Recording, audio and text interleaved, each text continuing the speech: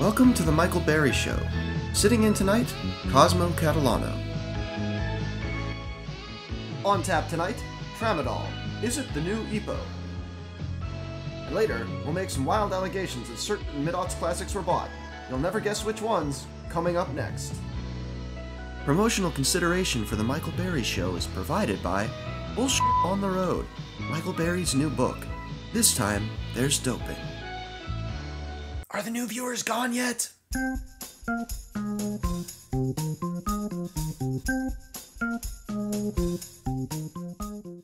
Wouldn't be a new week without another ex-cyclist writing a confessional autobiography with a cautionary bent, and I guess that was... Wait, what? There's two of them? Who wrote the other one? Hincapie? He can't write.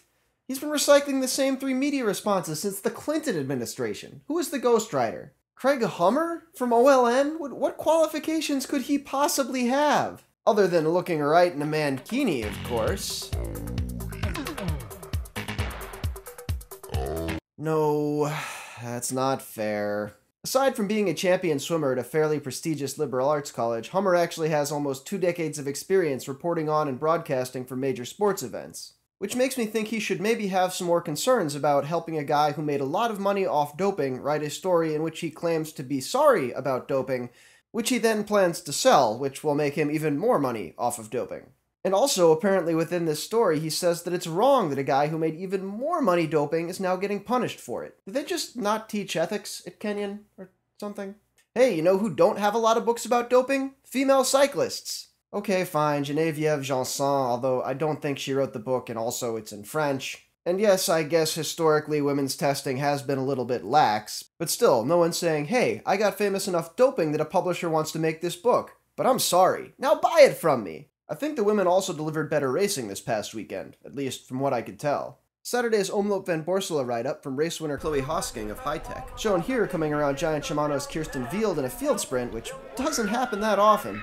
Talks about 180-degree turns before riding along dikes and crosswinds, then cyclocrossing around roadblocks. Not things we got to see all that much of at Liège this weekend. The women had another race on Sunday, the Dwars door de Westbroek, won by Rabobank Liv's Anna van der Breggen in a well-timed move 10k from the line. There seem to be fewer write-ups about that, at least in English, which is strange because it's a UCI 1.1, ranked higher than Van Borsele, which was just a 1.2. But soon all these numbers will be meaningless, well, more meaningless. Because the Women's Tour de France is coming. Let the misreporting begin! That Guardian article should say that the women's prize purse is the same as a men's single stage. While that's still pretty good, I would be really impressed if the ASO indeed made this a €450,000 criterium. And yes, there apparently really will be podium boys. Some people have decried this as heteronormative, which is a valid concern. Of course, we could also amp up the masculinity of these podium boys in a way that would completely subvert the societal expectations. And I think I have just the right person in mind. Also, this is a good time to mention my shirt.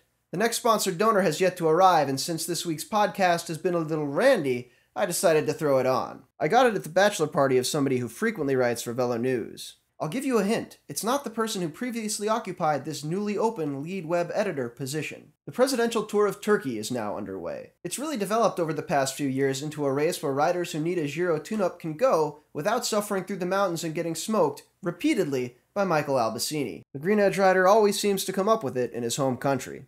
Sure, maybe Turkey's stage prizes could be improved a little bit, but Cavendish should really take more pride in that. He shares a surname with a very popular and particularly bright-resistant cultivar of banana. Strangely, almost less ascendant than the Tour of Turkey at the moment is the Giro d'Italia, which is clearly still trying to find its way in a post-Michele Acquaroni world. I mean, sure, the Tour of Turkey stopped briefly for some torrential rains earlier in the week, but the Irish weather started causing Giro crashes over a month ago. Also, media management pro tip, don't lead with the fact that your race currently lacks top-name riders. Or at least don't give interviews to organizations who are going to lead with that as a headline. In fact, you might want to be choosier all the way around with your media partners. The In Sports recap of Liège-Bastogne-Liège had, well, some inaccuracies. Though I can confirm that the network went to a certain cycling expert for some Tour of Romandie analysis earlier in the week. Now he just needs to find a TV that gets the station so he can watch it. I'm Cosmo Catalano, and that was the week in bike.